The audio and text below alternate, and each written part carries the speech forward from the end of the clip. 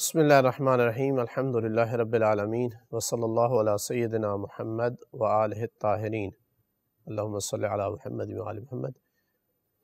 بات ہو رہی تھی ان شبہات کے حوالے سے جو عقیدہ توحید کے اوپر ذکر کیے جاتے ہیں۔ آخری شبہ جو ہم نے دوسرے درس کے آخر پہ ذکر کیا تھا وہ یہ تھا کہ اس کو ہماری عبادت کی کیا ضرورت ہے، تو بیان کیا تھا کہ اس میں انسان کا اپنا فائدہ ہے۔ تفصیلی ہم نے جواب ذکر کیا تھا۔ اس جواب کو مد نظر رکھتے ہوئے ایک شبہ یہ کھڑا کیا جاتا ہے کہ اگر انسان کا فائدہ تھا اس میں، تو عبادت نہ کر کے انسان نے اپنا نقصان کیا ہے۔ جب اللہ تعالیٰ محتاج ہی نہیں ہے تو اس کا نقصان نہیں ہے، تو پھر اس کو عذاب کیوں دیتا ہے؟ اور دوسری بات یہ کہ اتنا بڑی ذات ہو کر کے کہ جو کائنات کا خالق ہے، جو انسانوں کا، چرندوں کا، پرندوں کا، پہاڑوں کا، سمندروں کا، سب کچھ کا خالق ہے، اتنا بڑا ہو کر پھر اتنا چھوٹا کام کیوں کرتا ہے کہ ایک بندے نے اس کی عبادت نہیں کی تو اس کو ہمیشہ کے لیے جہنم میں ڈال دے؟ یہ کیسے ہو سکتا ہے؟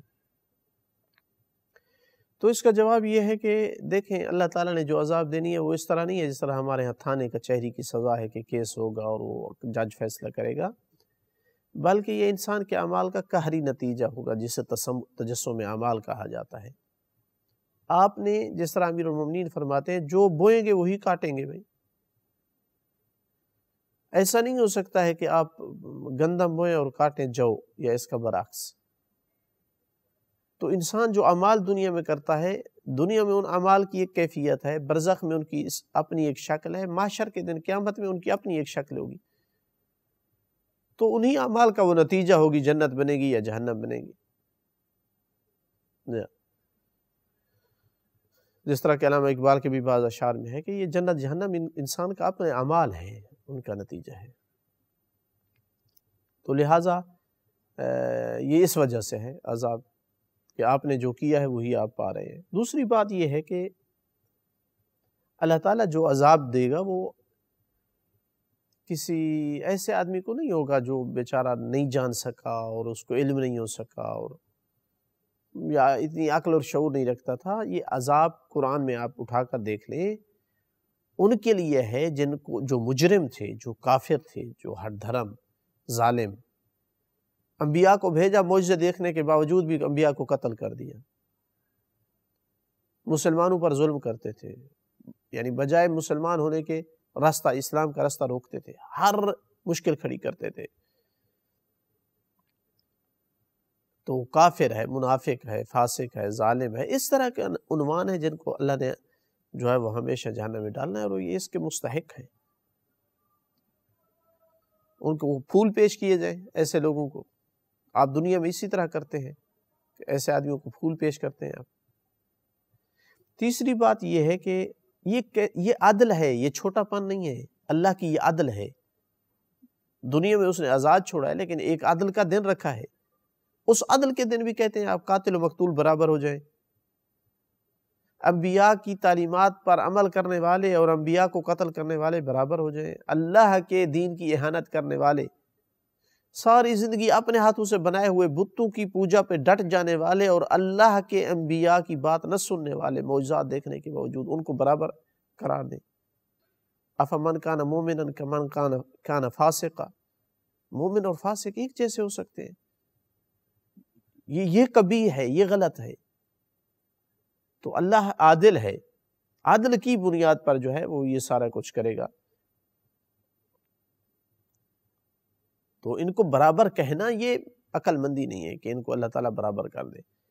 تو لہٰذا انسان نے اپنا، درست ہے، اپنا نقصان کیا، اور یہ وہی نقصان تو ہے جس کو دیکھ رہا ہے آخرت میں، یہ کوئی اور چیز نہیں ہے، اس سے ہٹ کر کے نہیں ہے، اس سے علیحدہ نہیں ہے۔ عبادت کرنے کا نقصان یہی تھا جو اس نے کیا ہے، اور یہ سب کچھ پہلے پہنچا دیا گیا تھا کہ آپ چند دن کے مہمان ہیں یہاں، یہ میری تعلیمات ہیں، ان پر عمل کرو گے تو بچ جاؤ گے، ورنہ آپ کی اگلی زندگی جو ہوگی وہ خراب ہوگی، وہ عذاب میں ہوگی، وہ اس طرح ہوگی۔ سب کچھ پہلے بتا دیا گیا تھا، تو اس کے پاس بعد کیا عذر بچتا ہے انسان کے پاس؟ اسی طرح کے کمزور شبہات میں سے ایک شبہ یہ کیا جاتا ہے کہ اگر اللہ تعالیٰ جانتا تھا کہ انسان دنیا میں برے عمل کرے گا جیسا کہ عقیدہ ہے، ایمان رکھنے والوں کا یہ عقیدہ ہے، تو پھر کیوں خلق کیا ہے؟ خلق نہ کرتا، اور جب وہ جانتا تھا کہ انسان نے یہ برے اعمال کرنے ہیں تو کرنے ہی ہیں، اس نے کافر ہونا ہی ہے۔ اس کا جواب یہ ہے کہ دیکھیں اللہ تعالیٰ جانتا تھا، اس میں کوئی شک نہیں، لیکن جاننا موجب نہیں ہے کہ برا عمل کرے۔ بعض دفعہ استاد، تجربہ کار استاد بتا دیتا ہے کہ اس طالب علم نے نہیں پڑھنا ہے، یہ فیل ہو جائے گا، تو اس کا یہ جاننا یہ سبب نہیں ہے کہ وہ فیل ہوا۔ کوئی نہیں کہے گا کہ آپ نے چونکہ جان لیا تھا لہذا اسی وجہ سے فیل ہوا۔ علم سبب نہیں ہوتا۔ ڈاکٹر بتا دیتا یہ مریض آدھے گھنٹے بعد مر جائے گا، تو مریض کو ڈاکٹر نے نہیں مارا ہے، تو لہٰذا اللہ تعالیٰ کا علم ہونا سبب نہیں ہے کہ انسان کافر بن جائے، چونکہ اللہ جانتا تھا کہ یہ کافر ہوگا۔ دوسری بات کہ پھر بھیجا کیوں ہے؟ بھیجا جنت کے لیے ہے، بتایا ہے کہ میں نے آپ کے لیے جنت خلق کی ہے، آپ کا راستہ جنت ہے، آپ کے نفس کی قیمت جنت ہے، اور وہ جنت اس راستے پہ چل کے حاصل کر سکتے ہو۔ تو جب انسان کو بھیج سکتا تھا اور انسان جنت کما سکتا تھا تو کیوں نہ کرتا ایسا؟ وہ سخی اور کریم ذات ہے، انسان کو اتنے بلند مقامات پہ لے کے جا سکتا تھا، اس لیے بھیجا ہے دنیا میں۔ پھر ساتھ بیوارث نہیں چھوڑا ہے، اپنی رحمت اور شفقت کے بادل اس کے اوپر ہمیشہ کے لیے قائم رکھے ہیں۔ کہا ہے تو جتنے گناہ کر لے، جتنے کر لے، جب بھی تو توبہ کرے گا، مجھ سے معافی مانگے گا، میں معاف کر دوں گا، تجھے جنت دے دوں گا۔ اتنا بڑا پیکج۔ تو یہ پھر اللہ تعالیٰ کا قصور ہے کہ اس نے کیوں بھیجا ہے؟ ایاز باللہ، یا انسان کی بدبختی ہے کہ بھائی 60 سال آپ نے کھا لیا ہے، حرام کھا لیا ہے، گناہ کر لیے ہیں، عیاشیاں کر لی ہیں، اب توبہ کر لے مرنے سے پہلے۔ کچھ لوگوں کے مال ہیں تو وہ واپس کر دے، اتنی عیاشی کافی ہے، اب مرنے کے لیے تیار ہے تو، لیکن پھر بھی نہیں کرتا ہے۔ ہدایت کے جتنے وسائل تھے سارے بروئے کار لائے گئے اس کے لیے۔ آسمانی کتابیں اللہ نے بھیجی ہیں، انبیاء بھیجے ہیں، عملی نمونے پیش کیے ہیں، جنت کا لالچ دیا ہے، جہنم سے ڈرایا ہے۔ ایسے تو نہیں ہے کہ بس بھیج دیا اور جانتا تھا کہ جہنم جائے گا، نہیں، اس کو جنت کی طرف لانے کے لیے تمام اسباب مہیا کیے۔ پھر اگر نہ جائے تو پھر انسان کا قصور ہے، پھر بھیجنے والے کا قصور نہیں ہے۔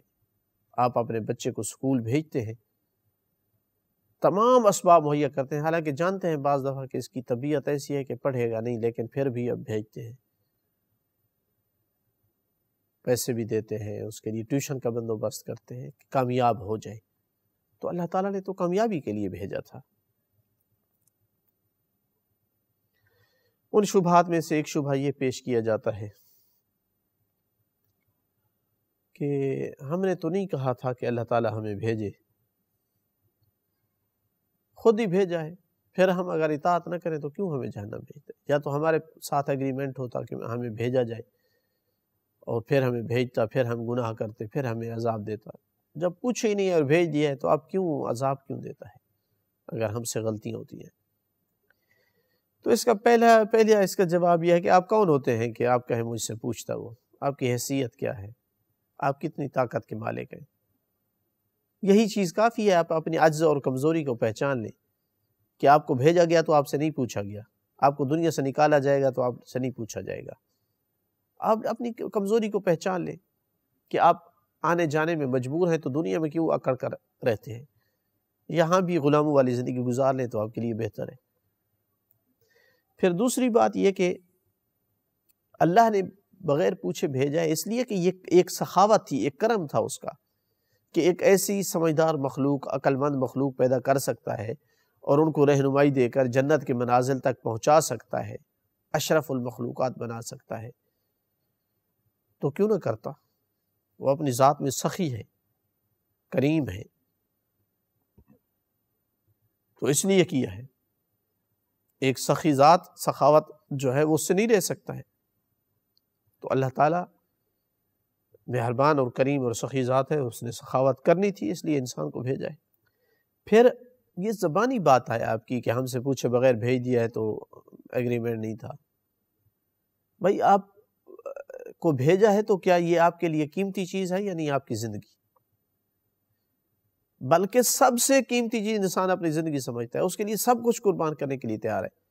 تو اس کا مطلب ہے کہ یہ عطا آپ زبان سے کچھ اور کہہ رہے ہیں، لیکن دل سے آپ سب سے بڑی عطا اللہ کی یہی سمجھتے ہیں کہ آپ کو دنیا میں بھیجا ہے۔ سب سے بڑی عطا، اس پہ تو اللہ کا شکر کرنا چاہیے کہ میرا اللہ تو نے مجھے بھیجا ہے اور انسان بنایا ہے۔ یہ جرأت کرنا کہ ہم سے پوچھا نہیں تھا اور بھیج دیا ہے۔ اگر آپ کے نزدیک یہ آپ کی جان قیمتی نہیں ہے تو پھر کسی کو قتل کیوں نہیں کرنے دیتے ہو، فائر کیوں نہیں مارنے دیتے ہو؟ چھوٹی سی چھوٹی چیز جس سے ڈر ہو کہ یہ کہیں آپ کو زندگی کو لے جائے گی تو آپ کی نیندیں اڑ جاتی ہیں کہ نہیں میں نے تو رہنا ہے ابھی۔ تو اس کا مطلب ہے کہ واقعاً آپ دل سے مانتے ہیں کہ اللہ نے بہت بڑا احسان کیا ہے، آپ کو ایسی قیمتی چیز دی ہے، تو پھر انصاف سے کام لینا چاہیے۔ آپ کو بھیجا ہے، جنت کے لیے بھیجا ہے، اس کے تمام اسباب مہیا کیے ہیں، ہر قسم کی رہنمائی دی ہے۔ اس کے باوجود بھی اتنی قیمتی عطا، اتنی بڑی رہنمائی، انبیاء کا سلسلہ، آسمانی کتابیں، لالچ بھی دیا ہے، ڈرایا بھی ہے، اور پھر بھی آپ سب کچھ کو پس پوش ڈال رہے ہیں، تو پھر آپ خود ہی فیصلہ کر لیں، آپ جنت کے مستحق ہیں یا جہنم کے، اپنی ضمیر سے انصاف کے ساتھ بیٹھ کر۔ میرے خیال میں آپ کی سلیم فطرت اور آپ کی سلیم عقل یہی کہے گی کہ میں بہت بڑا مجرم ہوں اگر ایسا کر رہا ہوں۔ انہی شبہات میں سے ایک شبہ یہ ذکر کیا جاتا ہے کہ اللہ تعالیٰ اپنی تعریف کو کیوں پسند کرتا ہے، کیوں اس پہ خوش ہوتا ہے؟ اتنی بڑی ذات ہے، اس کو کسی کی ضرورت نہیں ہے۔ وہ کیوں ہم سے بڑائی کرواتا ہے؟ میرا ذکر کرو، میرا ورد کرو، ہر عمل میں مجھے یاد کرو۔ اگر میرے لیے نہیں کیا ہے تو وہ عمل آپ کو کوئی فائدہ نہیں دے گا، کوئی ثواب نہیں ہوگا۔ میرا ذکر کرتے رہو گے تو ثواب دوں گا۔ جبکہ ایک دوسرا بندہ جو بہت اچھے کام کر رہا ہے، صرف اللہ تعالیٰ کا ذکر نہیں کرتا ہے یا نہیں مانتا ہے، تو بھئی آپ کو کوئی ثواب نہیں ہے، کوئی عمل کا فائدہ نہیں ہے جی، آپ چونکہ ملحد ہیں۔ اس کے چند ایک جواب ہے۔ پہلا جواب یہ ہے کہ اللہ تعالیٰ کو کوئی فائدہ نہیں ہے، پوری کائنات مل کر اس کے سامنے سجدہ ریز ہو جائے، اس کی سلطنت اور قدرت میں اضافہ نہیں ہوتا، اور پوری کائنات اس کے منہ موڑ لے، اس کا انکار کر دے تو اس کی عظمت میں ذرا بھر کمی نہیں آتی۔ انسان کو اپنی تعریف اس لیے کہا ہے کہ اس میں حق اور سچ کا اعتراف ہے، اس میں انسان کا کمال ہے۔ در بدر کی ٹھوکریں نہ کھائے، نہ اہل طاقتوں کو نہ مانتا پھرے، طاغوت و جبروت اور بت اور اصنام اور ان چیزوں کے پیچھے خواہش نفس کی غلامی میں نہ گزارے، جو اس کا حقیقی مالک اور خالق ہے اس کا اعتراف کرے تاکہ کمال کے درجات کو پائے۔ معرفت کے کمال سے بہت، اس سے بڑا کمال نہیں ہے۔ سب سے بڑا کمال یہ ہے کہ انسان کے پاس معرفت ہو، چونکہ اسی نے ہی انسان کے راستے کی تعیین کرنی ہوتی ہے کہ انسان نے کس طرح سے چلنا ہے۔ دوسرا یہ تھا اس میں فائدہ کہ انسان غفلت میں نہ پڑ جائے، ساری زندگی حیوانوں کی طرح گزار دے اور پھر موت کا فرشتہ جب سامنے آئے تو بیدار ہو کہ میں نے تو کچھ اور سمجھا تھا دنیا کو اور یہ کچھ اور نکلی ہے، میں تو دنیا کے لیے زندگی گزار رہا تھا، یہ عارضی چیز تھی۔ اللہ کی یاد جتنی زیادہ رہتی ہے انسان غفلت سے بچتا ہے۔ تیسرا فائدہ یہ تھا کہ جتنا انسان اللہ کو یاد کرتا ہے اور اپنے آپ کو مربوط کرتا ہے اس قدرت مطلقہ کے ساتھ، اتنا انسان کے اندر قوت بڑھتی ہے، عزم بڑھتا ہے، ارادہ بڑھتا ہے، صبر حوصلہ بڑھتا ہے، اللہ کی اتنی اوصاف انسان کے اندر آنا شروع ہو جاتی ہیں، ہمدردی اتنی بڑھ جاتی ہے، اخلاص اتنا بڑھ جاتا ہے، قربانی کا جذبہ اتنا بڑھ جاتا ہے، صبر اور حوصلے کا انسان پہاڑ ہو جاتا ہے۔ تو اللہ نے اس لیے اپنی یاد کا حکم دیا ہے کہ جتنا مجھے یاد کرتے جاؤ گے اتنا تو میری صفات کا مظہر ہوتے جاؤ گے، اتنا میری صفات کا مظہر ہوتے جاؤ گے۔ ایسا نہیں ہے کہ پھر اللہ یہ کہتا ہے مجھے یاد کرو اور باقی جو کچھ کرتے رہو، نہیں، یہ تو اللہ کو یاد کرنا یا اللہ کی یاد کا یہ معنی سمجھے ہی نہیں ہے۔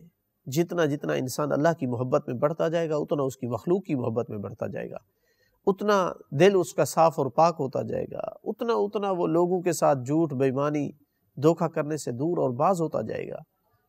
وہ دھوکہ دے رہا ہے لوگوں کو اور اپنے آپ کو، جو کہتے ہیں میں اللہ کی یاد میں رہتا ہوں لیکن چوری بھی کرتا ہے، لیکن ظلم بھی کرتا ہے، لیکن بد اخلاق بھی ہے۔ ایسا نہیں ہے۔ اللہ کی حقیقی یاد میں ہر وقت رہنے والی شخصیت لوگوں کے ساتھ کیسے ہوتی ہے، اس کا نمونہ دیکھنا ہے تو مولا علی علیہ السلام کو دیکھیں، جن کے حرم کے پاس بیٹھ کر ہم یہ درس دینے کا شرف ہے ہمیں۔ رسول اللہ کی زندگی کو دیکھیں، بیویوں کے ساتھ کیسے تھے، غلاموں کے ساتھ کیسے تھے، اصحاب کے ساتھ کیسے تھے۔ باقی رہا کہ ملحد اگر کوئی کام اچھا کرتا ہے تو اس کو صلہ اس کو مل جاتا ہے دنیا میں، آخرت کے لیے وہ کرتے نہیں ہے کہ آپ اس کی سفارش کریں، اور جس طرح کہا جاتا ہے مدعی سست اور گواہ چست، وہ آخرت کے لیے کر ہی نہیں رہا کہ اس کو جنت دی جائے، وہ شہرت کے لیے کر رہا ہے، وہ اپنی خواہش نفس پورا کرنے کے لیے، اس کو اس سے سکون ہوتا ہے، اس سکون کے لیے کر رہا ہے، اس سکون کے لیے وہ عمل کیا ہے، سکون مل گیا ہے، شہرت کے لیے عمل کیا ہے، شہرت مل گئی ہے، دوستیوں کے لیے کیا ہے، بڑے لوگوں سے دوستی ہو گئی، اس نے آخرت کے لیے کی ہی نہیں ہے کہ اس کو جنت ملے۔ آپ کیسے کہہ سکتے ہیں کہ اللہ اس کو جنت کیوں نہیں دیتا ہے؟ تو وہ اس کا قیل ہی نہیں تھا۔ تو کافر اگر واقعی کوئی اچھا عمل کر لیتا ہے تو دنیا میں اس کو اس کا صلہ مل جاتا ہے، بلکہ کچھ کافر یا ملحد ایسے جن کے اللہ کو ایسے اعمال پسند آ گئے تو آخرت میں بھی ان کو کوئی فائدہ ہوگا، کم از کم اتنا فائدہ ہو کہ عذاب میں ان کو تخفیف ہو گئی، ورنہ جو سب سے مین کام ہے اس سے اس نے منہ پھیرا ہوا ہے، اور وہ ہے معرفت، اپنے خالق حقیقی کی معرفت۔ مختصر مثال میں سمجھاؤں کہ اگر ایک بیٹا پوری دنیا کی خدمت کر رہا ہے اخلاص کے ساتھ، لیکن اپنے بوڑھے ماں باپ ان کو سلام تک نہیں کرتا ہے، ان کو ملتا نہیں ہے، کوئی کہے گا کہ یہ انسان بہت بڑا انسان ہے؟